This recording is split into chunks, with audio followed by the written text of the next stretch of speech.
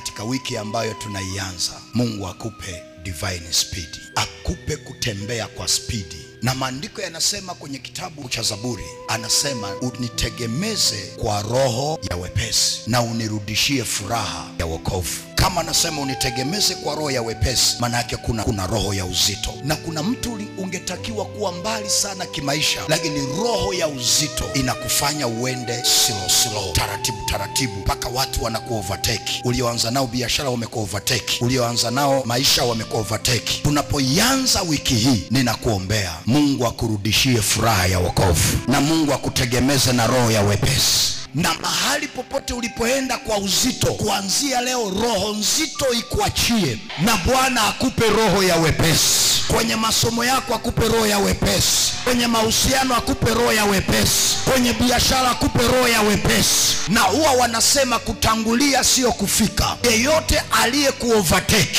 kwa upako na kwa neema na kwa maombi haya wiki hii, na wewe ukamuovertake kwa jina la Yesu.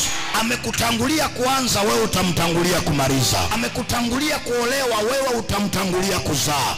Amekutangulia kununua kiwanja, wewe utamtangulia kujenga. Amekutangulia kujenga, wewe utamtangulia kuhamia. Na hii baraka iwe kwako wiki kwa jina la Yesu. Bwana akutegemeze na roho ya wepesi kuanzia wiki hii, na lolote ulifanyalo likafanikiwe. Halitaenda kwa uzito tena.